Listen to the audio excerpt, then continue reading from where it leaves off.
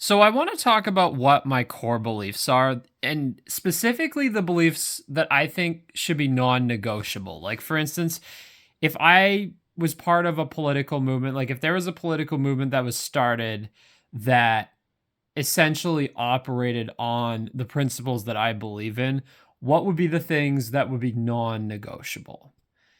And I've talked about this in the past in a video I did, but I think I got a bit too much into like stuff that's really specific. And I think the more I think about it, I think there are just certain issues that are by far the most important, that are the hills to die on, that are basically non-negotiables. And I've thought of basically 10 main points.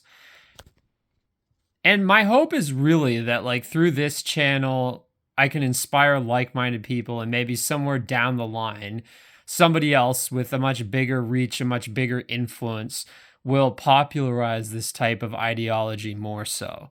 Because I think there's other ideologies that come close, but none that exactly encompass these specific principles. So I'm going to talk about, my top 10 non-negotiable beliefs that I think need to be the bedrock of any kind of political movement that stands for whatever you would call my overarching belief system, like preservationism, eco-fascism, what have you. So the first is race. And these first four are going to be the basic identity politics issues. So with race, I mean the preservation of different racial groups having their own homelands. And this includes also subracial groups like ethnic groups, nationalities, phenotypes, like even different phenotypes within the same nationalities, like say blondes or redheads. The idea that there's validity and importance in preserving human biodiversity in a genetic sense. Now, obviously, genetics ties into culture also, but in this case, I'm talking more about like, especially genetics for the sake of genetics, but also on a cultural level, like having different countries, different regions to preserve different groups. So like, that's basically the first one is race. The second is, and I would say with race, it does extend to all racial groups. However, realistically, like in the real world, obviously some groups will gain at the expense of others.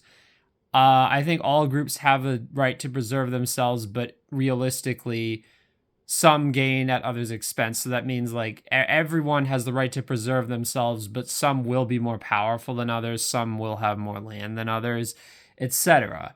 And that is a reality to take into account, but at the same time, it doesn't excuse like the mentality that like it's okay if certain groups go extinct or have no land, have no country, no power, no anything. It's like, no, it doesn't excuse that. Like that, every group should have something. Like even if it's like native reservations or whatever, that is better than nothing. And I mean, obviously there are certain groups I favor over others from like a perspective of personal preference, and perhaps to some extent from like a eugenicist perspective, cultural supremacist perspective. But even then, I still think all groups have some right and some prerogative to preserve themselves, that it's the fundamental nature of humans as organisms, that not only individual humans, but races, nationalities, ethnicities, religions, phenotypes, etc., do have the right on some level to preserve themselves. So that's the first one. The second is gender. Now, in gender, it's basically the non-negotiable. So I'd say, okay, by the way, for the first one, I think the non-negotiable is just recognition of the right to racial preservation, including subracial, ethnic, and phenotype preservation. If I had to sum it up, that's what I would say for the first point. For the second point is gender. So opposition to radical feminism. I think that's going to be what I would sum it up as. And I know that's pretty vague, but the reason that it's vague is I think my views on gender have evolved over time, where I think I used to be like very, very like radically pro masculine, like radically pro men's rights, radically anti feminist to the extent like I supported the opposite extreme. I don't necessarily hold those views to the same extent as I used to. I do on some issues, but I would not call myself a radical masculine chauvinist or anything like that. But I would say, let me put it this way. If you were a radical masculine chauvinist, I wouldn't necessarily exclude you for it. Whereas if you were a radical feminist, I would exclude you for it. I think at the end of the day, radical feminism, as far as gender goes, is the most destructive ideology. My personal belief would be that, like, I'd favor probably a society where men overall have somewhat more power than women, because I think there's a natural component to that, like in humans throughout all of history. But I wouldn't make it non-negotiable to the extent, like, if somebody favored a totally gender egalitarian society, I wouldn't be like, that's a deal breaker. Or if somebody was like more radically pro-masculine than me, like radically pro-patriarchy, I wouldn't consider that a deal breaker necessarily. But if somebody's a radical feminist, yes, I would consider that a deal breaker. I think radical feminism, as far as gender ideology goes, is the most destructive belief system. I think it's unnatural, it's inhuman, and it's just frankly insane. I mean, I could go into a lot more detail on why, but frankly, that's not really the purpose of this video. The purpose of this video is to just outline the main points that I think should be non-negotiable. So that would be one right there. An opposition to radical feminism. So, like, for instance, okay, I'd say some radical feminist policies would be like, say, affirmative action against men in the workplace, divorce and child custody laws that flagrantly favor women over men, and laws that redefine like sexual harassment or sexual assault to like extremely absurd degrees, like where like even like looking at a woman for 5 seconds is determined sexual harassment and illegal. Or stuff like, or like hashtag believe all women, like the idea that women should be inherently believed over men because they're women. Like, I would say all that would be what I would define as radical feminism. Like a lot of like fourth wave feminism, you could call it, like woke feminism, like 2010s feminism, basically. I would say, like, I'm not even opposed to all principles of, like, let's say like first or second wave feminism. Some of the things they believe in I would probably agree with. Some I would definitely agree with. I'm just saying, I think opposition to radical feminism is a non-negotiable. The third is opposition to radical LGBT ideology. So again, like, I think I'm a bit tolerant of, like, you know, I don't consider it a non-negotiable. Like, if you're a bit more lax on LGBTs than I am, or a bit more strict, it's fine. But I think the more radical forms of pro-LGBT ideology need to be categorically rejected. So say, for instance, like as with feminism, like, okay, the hate speech laws, in all cases, like, there should be no hate speech laws. Like, none of this, like, again, like, all these hate speech laws, they're inherently like anti-white, anti-male, anti-heterosexual. But also affirmative action, that would be another case. A radical pro-LGBT law that I'd be against. So any kind of hate speech or affirmative action laws, anything that makes it illegal to like misgender someone, or that defines it as child abuse if you are preventing your child from like transitioning, or even preventing your child from like living a gay lifestyle or whatever. Like, I think this is something that parents should be allowed to do. Like, if parents don't want to tolerate their kid living that sort of lifestyle, then I think that's their prerogative. Yeah, and I would also consider it radical LGBTism, just like with radical feminism, like indoctrinating children with these beliefs in schools. Like the idea that, like, say, the idea that there's like nothing unhealthy or dangerous that is linked to these lifestyles. Like the idea, like, again, I'm not like as strict as, say, like Russia is in my views of like the Russian government and like how I would personally handle LGBT issues. Like I would not make it like illegal to be gay or anything like that. But I do think that like teaching children that there's nothing harmful associated with these communities, with these lifestyles, that's just categorically false. Like it's a categorically false teaching. It's misinformation. And to make it considered hate speech to talk about these things, like obviously, no, I am flat out against that, and that is non-negotiable.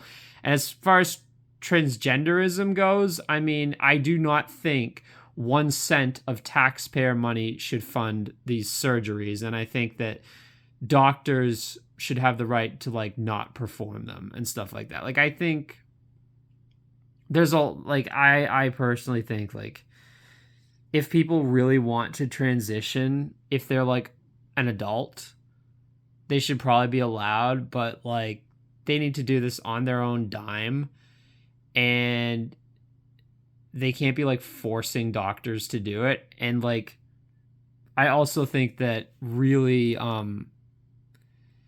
there shouldn't be any kind of laws preventing people from like criticizing this sort of thing, and or from like intervening to stop their child from doing this. Like I think if it's an adult, like adults should be allowed to make their own decision. Although personally with this and with many other things, I kind of think that like the age of adulthood maybe should be different. Like I kind of think it should actually be like 20 or something, but that's a separate issue. But yeah, my point is what's non-negotiable in my opinion is just an opposition to radical LGBT ideology. I will say that.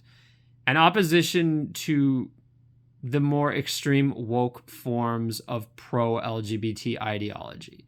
And again, it's not a deal breaker. Like if somebody favors Russia's anti-LGBT laws, like if they want similar laws for other countries, I'm not going to make that a deal breaker. I'm not going to be like, oh, we can't be allies or whatever.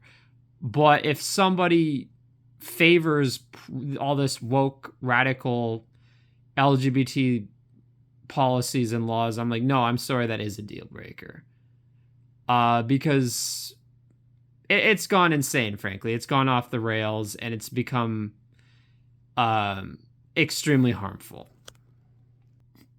The next is opposing Zionism and Jewish supremacy. What this basically means is recognizing the fact that Jews by far are the Jewish people are the group that has the most disproportionate level of power and control in Western countries, and frankly many non-Western countries also, of any group, and that this is a result of their unique evolutionary strategy, a strategy which other groups have either consciously or unconsciously imitated, or perhaps in some cases not imitated but adopted in parallel, but that none have done so successfully or even close to as successfully.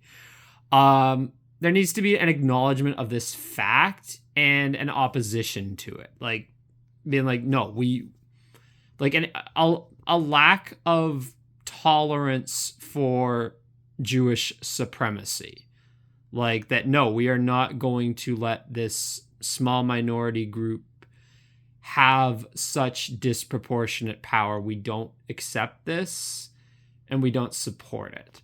Now, again, I think there's some, again, as with all these others, I accept that there's some room for opposing views, not opposing views, but like differing views in like where we draw the line. But I think the non-negotiable has to be like a recognition of this fact and an opposition to it. And I see a lot of people still denying it. And it's like, okay, I'm sorry, but the facts are out there. The evidence is out there. That's way beyond the scope of this video to present this facts and evidence. Like it's very suppressed. Like it is perhaps the most suppressed thing, like of any facts that are out there. It's one of the most suppressed subjects in existence, perhaps the most, but the facts are out there if you dig hard enough. It's just, yeah, it's very, very strongly suppressed. And yeah, I mean, it kind of ties into the first point, which is race, like racial preservation. Like you can't really have racial preservation of other groups when you have this one minority group that wields disproportionate power and is hostile toward the other groups, or specifically often toward whatever is the dominant group, especially in cases of white majority societies. But nonetheless, it's like, even though it ties into that issue, I think it needs to be regarded as a separate issue to some extent, because I've seen people who believe in one and not the other both ways. And it's like, they kind of have to be regarded as like related issues, but to some extent distinct issues. Simply because like, I think it's important to specify both, simply because some people are very strongly in support of racial ethno-nationalism, but they'll say, oh, there is no Jewish overrepresentation. This is not an issue. Conversely, there will be people who are very strongly opposed to Jewish supremacy, but they will say, oh, but ethno-nationalism is also bad. Jewish supremacy is just one type of ethno-nationalism, and ethno-nationalism is inherently bad. And it's like, no, okay, Jewish supremacy doesn't even, like, being opposed to Jewish supremacy doesn't even mean that Jews can't have their own ethno-nationalism. It just means that they can't have it at everybody else's expense to the disproportionate extent to which they are doing now.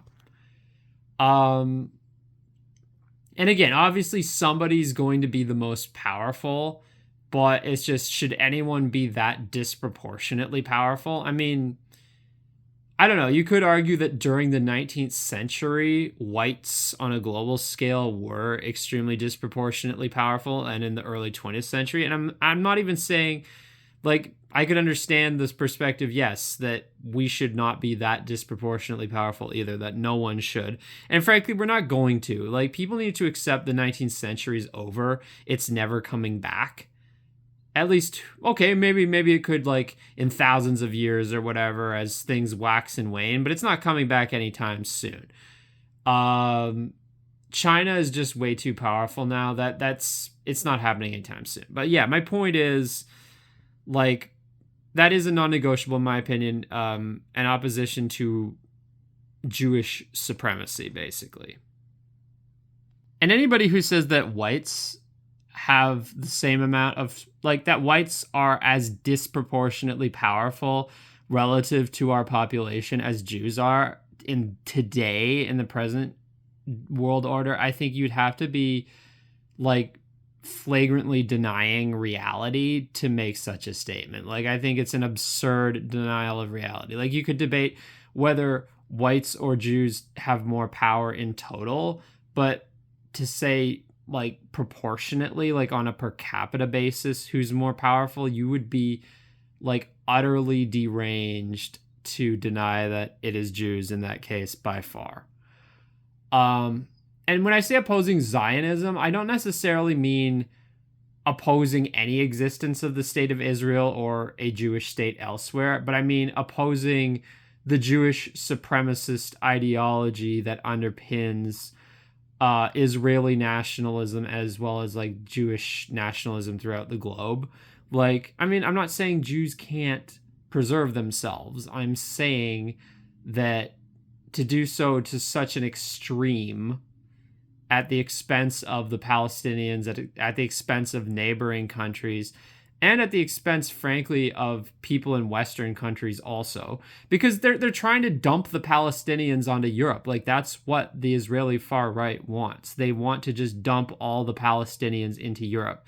So yeah, they want to kill two birds with one stone, basically, to crush both Arab ethno-nationalism and also white ethno-nationalism at once. So yeah, I mean, obviously different groups gain at others' loss, and you can never prevent that entirely. But I think right now, the situation is so disproportionately in favor of Jewish supremacy that, like, I hate to use fucking Churchillian language, like Winston Churchill tier language here, but like we do kind of need to like restore the balance of power in some ways. Which isn't the context in which he would have said it, because that guy was a fucking Zionist shill, like crazy. Like Zionism versus Bolshevism. Give me a break. So those are the four main identity politics related issues. And I think those are the four that like most people on what you'd call the alt-right, dissident right, white nationalist, whatever, far right would agree with those 4 points. Those would be where I'd say the majority would agree with all four, or at least like 3 out of 4 or whatever. Like say, you'd get a few who don't agree on 1 out of 4. Like say countercurrents may not be as strict on LGBTs. Certain like old school white nationalists wouldn't be as strict in opposing radical feminism. Some of the like kosher white nationalists wouldn't be as strict on the Jewish supremacist issue. And then you randomly get some like non-whites who are on board with opposing Jewish supremacy, radical LGBTism, and radical feminism, but yet on race, they're suddenly like, no, we can't have ethno-nationalism. So again, and these would be non-whites in Western countries, basically, who would often say that. But basically, okay, for the most part, most people in these far right spheres, dissident right, alt right, whatever, would support all 4 of these principles. So the remaining 6, I think, are actually more contentious, like maybe less contentious in a mainstream normie context, but more contentious in a far right context, in the sense that there wouldn't be as much agreeance on them. Is agreeance a word, or is it just agreement? I really need to brush up on that. But yeah, okay, the next, number 5, architecture and urban planning. I'm lumping these in as one because they're so closely related. So basically what it means is the preservation and building of beautiful traditional style architecture, including traditional urban planning. So walkability and transit and things like that, but also traditional architecture.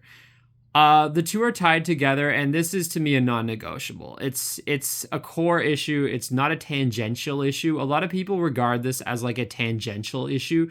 Like either they support it, but they don't regard it as particularly important, or they flat out oppose it. But my point is, yes, I do support this, and yes, it is a core issue, not a tangential issue. Traditional urbanism and traditional architecture are a non-negotiable.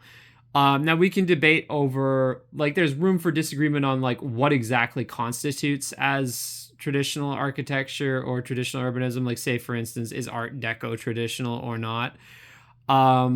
Stuff like that. And there can be debates over like, okay, even if we're preserving it and such, can we have some modernist architecture that's outside of traditional neighborhoods, like on the fringes of the city or whatever, or in like La Défense in Paris, for instance?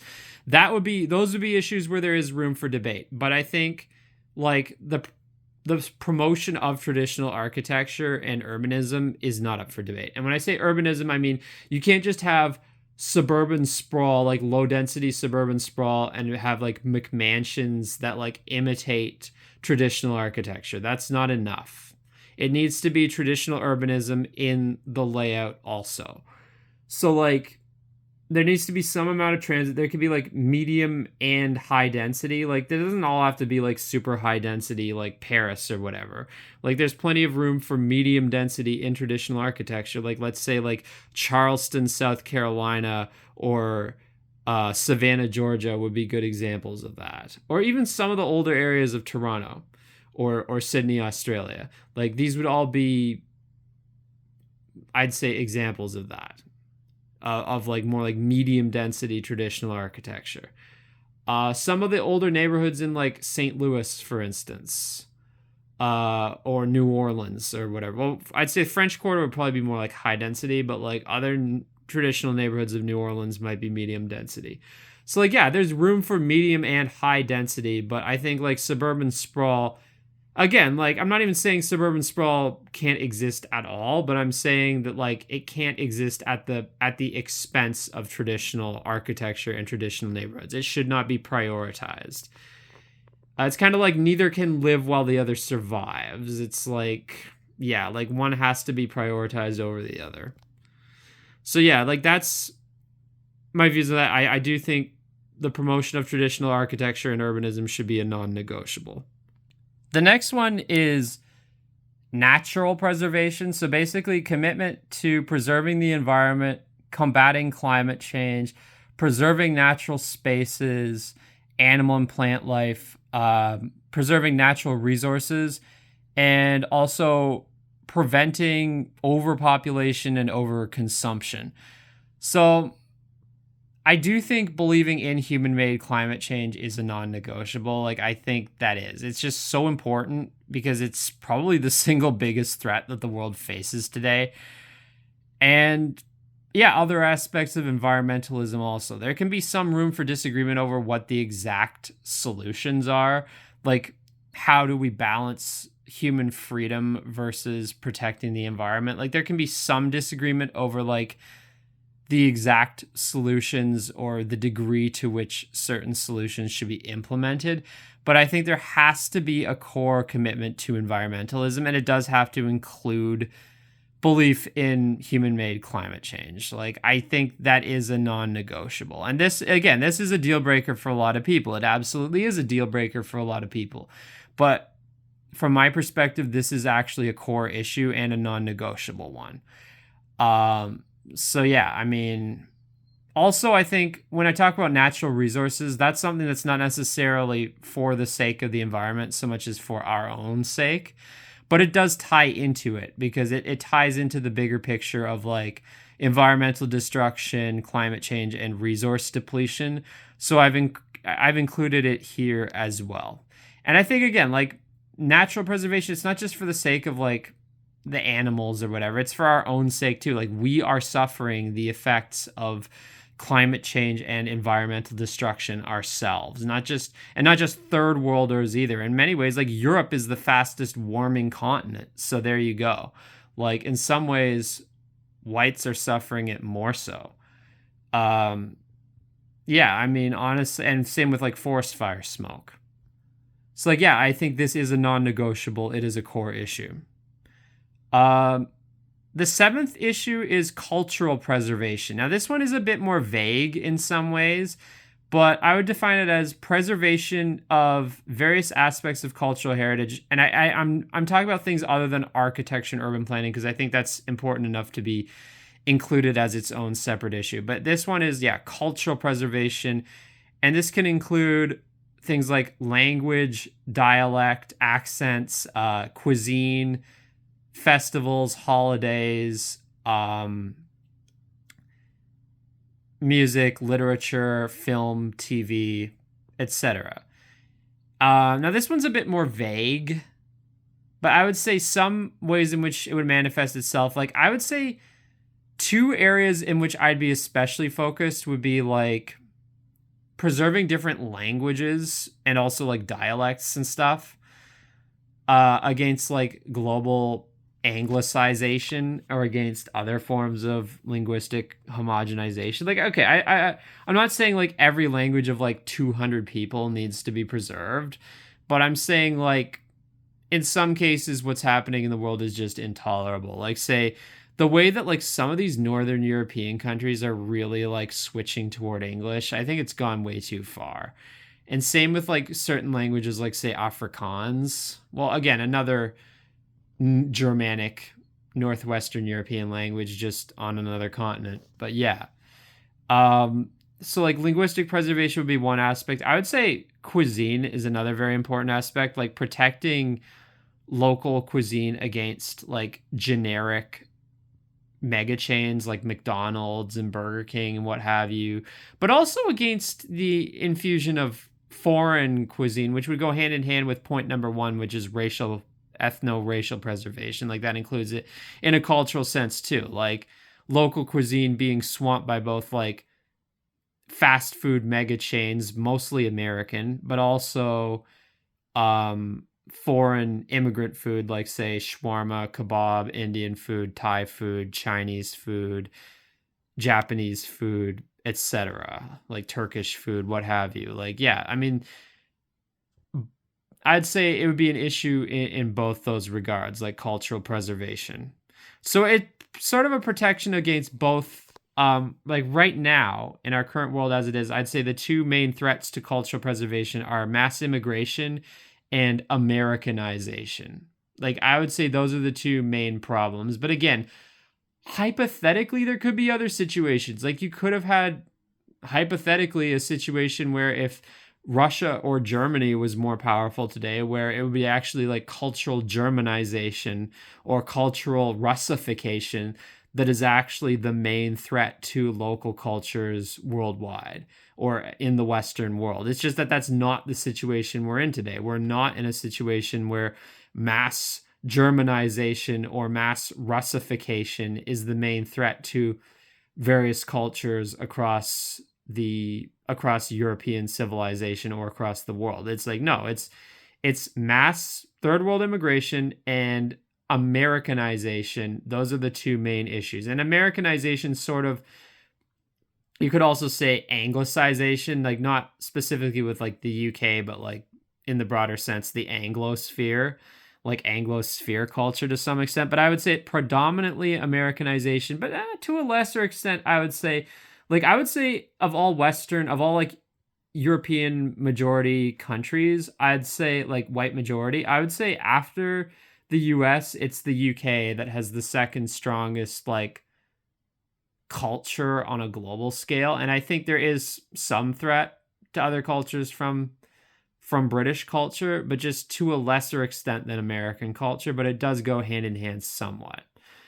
Like Americanization and Anglicization. So yeah, and I'd actually put Canada at number 3 simply because we're so closely tied to the Americans in that regard.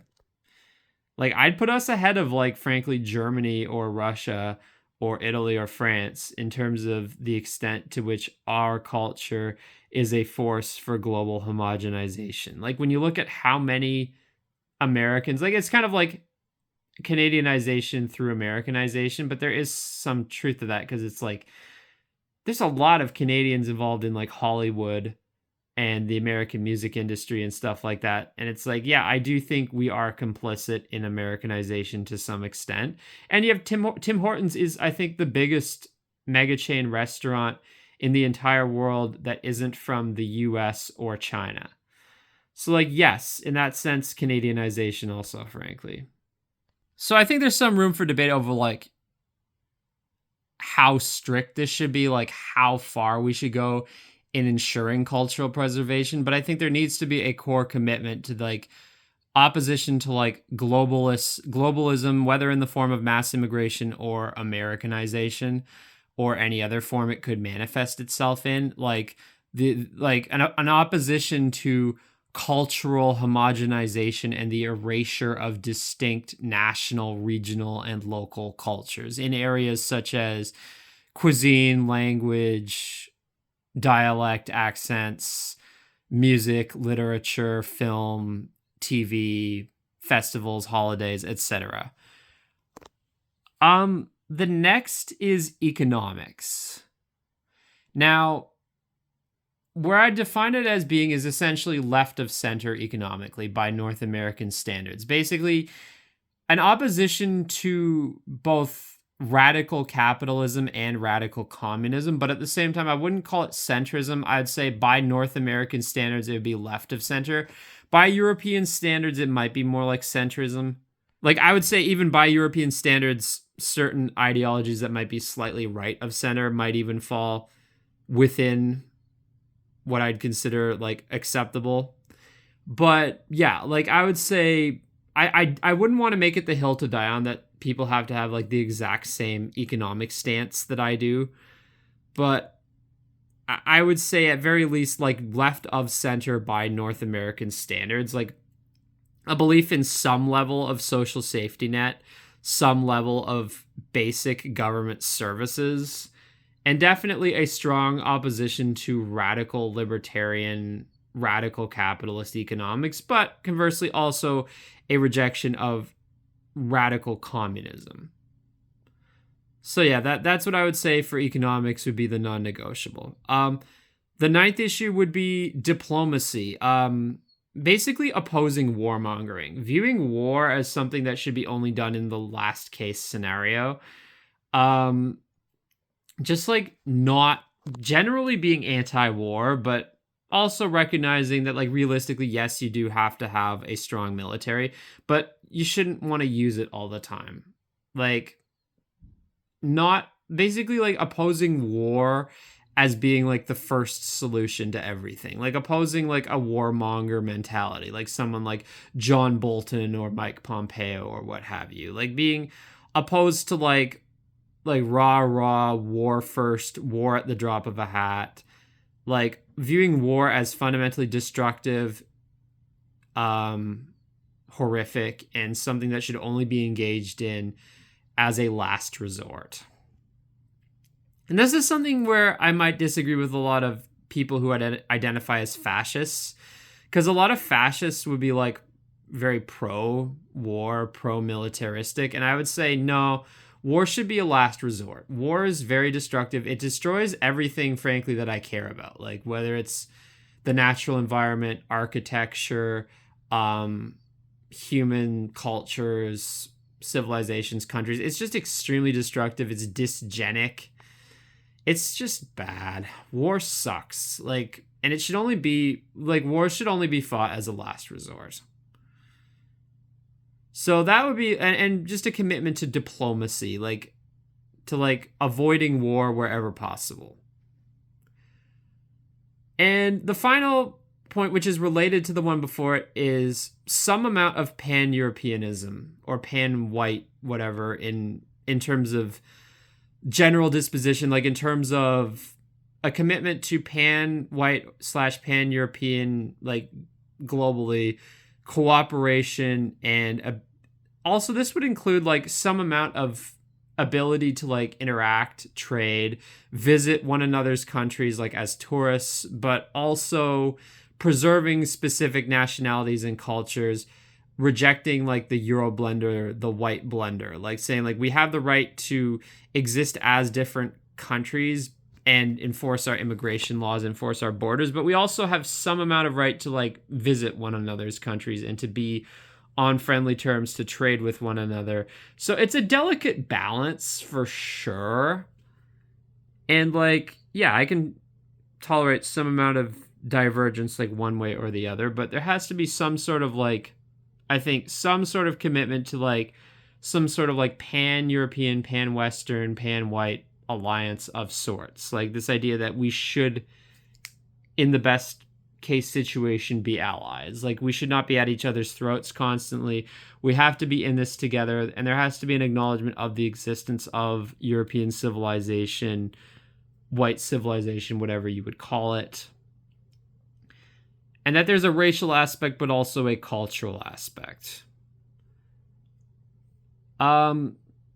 And that would include basically all the countries of Europe, Russia, Australia, New Zealand, US, Canada, Argentina, Uruguay, and like perhaps like say certain parts of Brazil, Chile, perhaps the whites in South Africa too, northern Kazakhstan, Cyprus, Armenia, Georgia. Like there's some room for like debate over some of the gray area outlying regions, but nonetheless, like a basic belief in European civilization, like both its existence and supporting it. Um, so yeah, I mean, I'd say those are the 10 main points. Like, those are the 10 things that I think should be viewed as non-negotiables. And yeah, I mean, there's been some things that I haven't included, like some things that are very important issues. And that's because I do think there are certain, even key important issues that aren't something that I would view as a non negotiable, or like, yeah, like a point that there has to be agreement on. Like, say, for instance, stuff like, say, I don't know, abortion or healthcare policy. Well, I mean, healthcare would kind of fall under economics, but even then, like the specifics of it, or like educational policy, stuff like euthanasia, or even like in a broader sense, religion. I would actually say religion to me, from a political perspective, is not a non-negotiable. Like, whether if you do want a theocracy or you don't, I would say the only thing that would be non-negotiable would be like there should be some basic freedom of religion for, like, I'd say for Christians and for just atheists and agnostics, which would be fairly uncontroversial in these circles, like that you have the right to be Christian or to be atheist or agnostic. I'd say what would be more controversial would be whether people have the right to be like Muslim or Buddhist or Hindu or what have you. And I would say that would be something where there'd be more room for disagreement. Or whether, let's say, we would live in a Christian theocracy or a secular society. Again, I would say that would be something where I would have a lot of room for disagreement. So that would not be a non-negotiable, really. And so aside from like the more basic stuff that I think most people would disagree would agree on, like unless you were like a radical pagan or a radical like Satanist or something who's like totally opposed, or like a radical atheist who's like totally opposed to Christianity. But again, those are like a small number of people, so I wouldn't call it a core non-negotiable issue, simply because most people who are in agreement would like most people would be fundamentally in agreement that, like, yes, you have the right to be Christian or atheist or agnostic.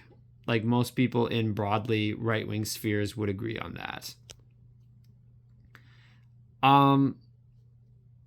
I'd say freedom of speech would be another issue that's not a non-negotiable. Like, I do believe in freedom of speech, but if people don't, like, some people would want to censor certain forms of like radical leftism. I can understand that perspective. I'm not going to make that a non-negotiable.